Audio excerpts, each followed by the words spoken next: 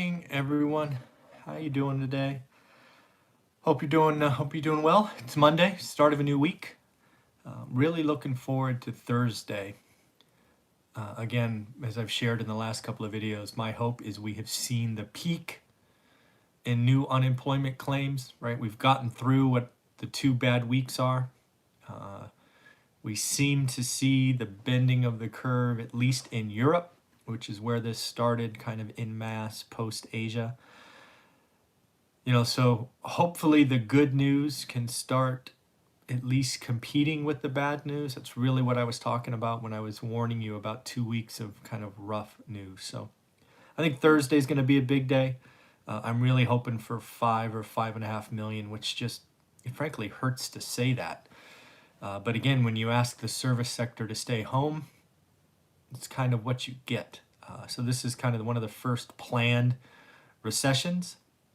And, Thursday is going to be a big day to see if we start to recover from the en masse, new employment numbers. So I guess a real quick question I have for you, and hence the title of this video, is we're in this thing, right? We're all in this thing together. But each of you kind of have choices, as I do.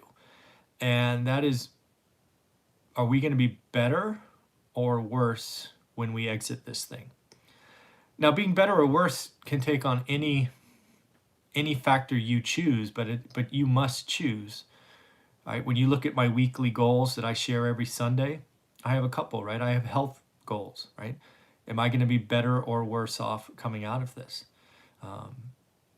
Maybe you have goals for reading. Maybe you have goals for family time, making memories, doing puzzles. I don't know what it is, but I see too many people seemingly giving up already.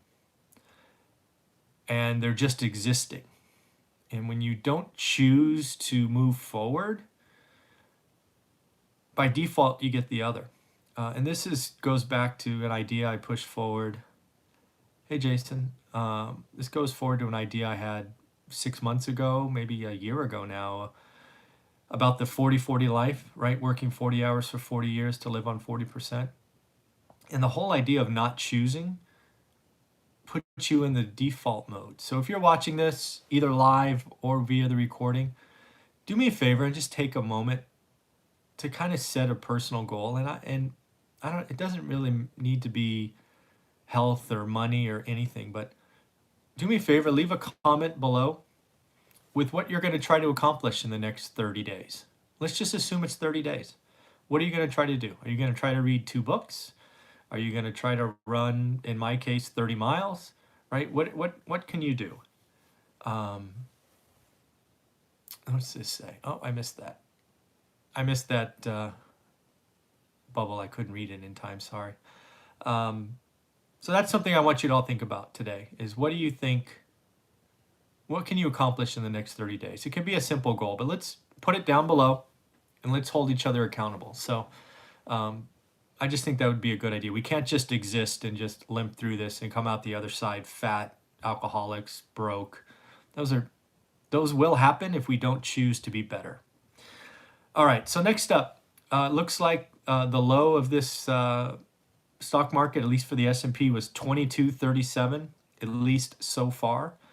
I'm curious, we're about 350 points above that now. Do you think we put the low in for the year, or do you think we go lower sometime in the year? We're about 15% above that right now, so I'm curious what people are thinking. Maybe I'll kind of share what I think at the end of this video. So again, have a full list of things I noted down today. Luckin Coffee, again, fraudulent revenue reported, fraudulent expenses. Just another example that maybe it's not the best idea to have full faith in the companies brought to market by China.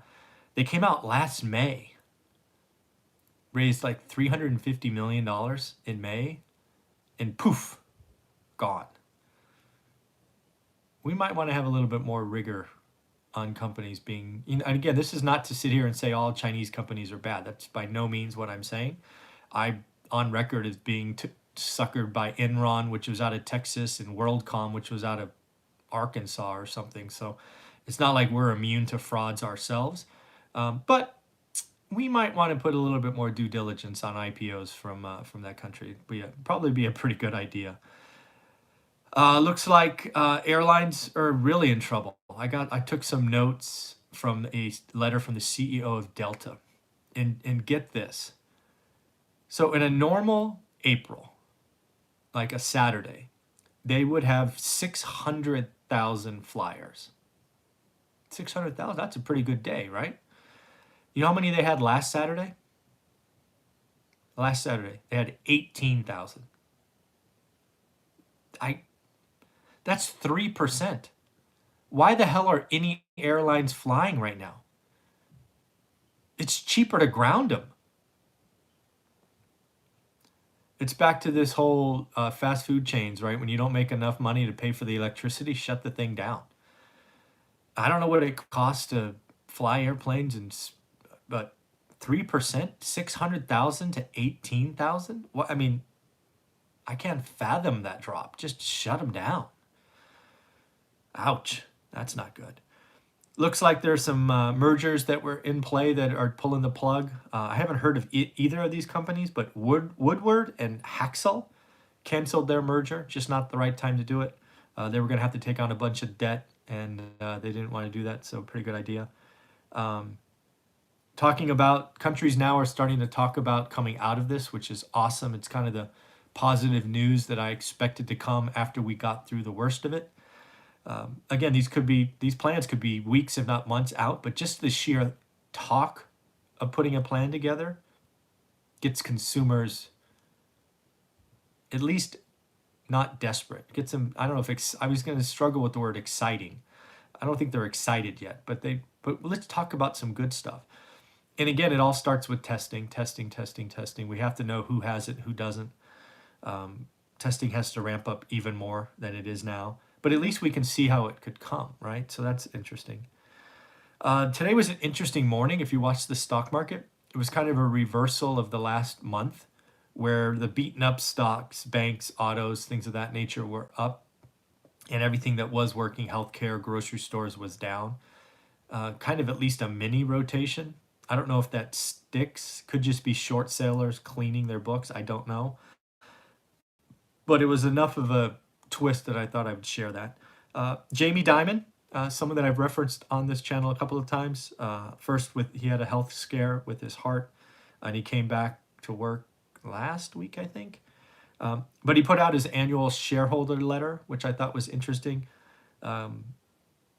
Clearly, he realizes we're in a recession. It's going to be a long road back, and he is just putting it out there, right? We got to work together. This is one country, all those things.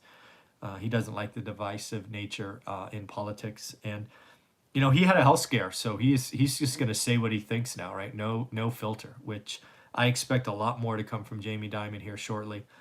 He already has more money than he and his family will ever need for many, many generations. He had a health scare, which kind of brings you closer to the edge, and you realize you're mortal. I expect him to be really vocal as he gets his strength back and the company comes back. So I like to see what he's going to do here in the near term. Manhattan real estate, as I've called many, many times in this channel, I expect the high end, which I've singled out Manhattan, some cities in LA like Orange County and the Bay Area. They are going to see price drops. Manhattan, just for the second week in a row, only had 2 closings over 4 million. And their active listings are way, way, way down. They are pointing out a very unbalanced market. The high end is suffering. It was suffering going in and is now falling off a cliff, where the low end is still pretty healthy. And I think that's going to happen in all these markets, which is going to statistically mean prices drop. When you take out the 2 deviations, standard deviations from the middle on the high end, it just moves the curve. And prices are going to fall, at least for just by simple math. So I think the Bay Area is a double-digit fall. I think Manhattan's a double-digit fall. I think SoCal's double digits, but most of the country is fine. Again, Europe is drafting plans to unlock. Germany gets the big shout out there. Again, don't know what their plans are, but at least they're talking about it. Some companies are raising debt now, which I think is interesting via convertible. Slack came out and is raising 600 million in some convertible. They don't know. I don't know terms or conversion rates or anything. Uh, but again, this is a technology company. They are public. I wonder. I wonder what that signals. You know, are they like Tesla, where they are getting ready for growth?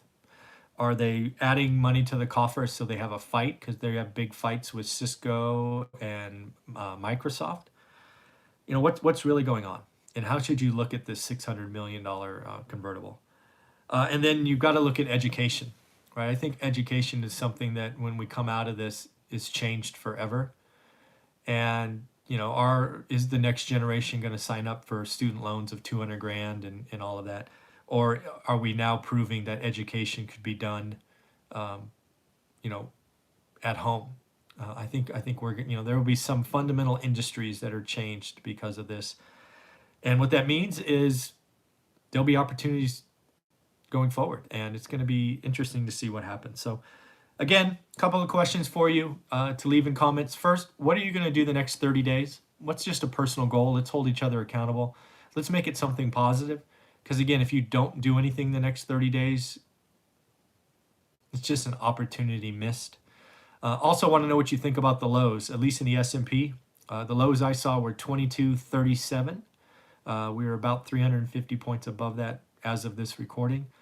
So do you think we put the lows in for the year? Or do you think this is we're going to retest the lows and set another one down? I said I would share my thoughts at the end of this. I'll do that now. I believe in the next 60 to 90 days, we're going to retest those lows and probably break them. What I'm not seeing yet is a recognition that earnings are going to go down and that the PE, the price to earnings ratio we put on earnings for the S&P are going to go down. You know, earnings could go down to $100 for the S&P 500. And if you take that multiple down to 15, you know, that's a 1,500, right? I'm not saying those are numbers that I believe, but that's really what could happen. So I personally don't see how we hold 2237 over the next 90 days, because in the short term, you know, stocks are voting machines, but in the long term, it's really about earnings and then the price to earnings we put on those. So I don't know how we can hold 2237 as we get, you know, further into these next 90 days. So that's what I got for you. Again, we do our weekly interview series today. We are bringing back Greg Dickerson. We're going to talk to him in about 10 minutes or so. So that interview will be up later today. All right, everybody, have a wonderful day. Take care. Bye.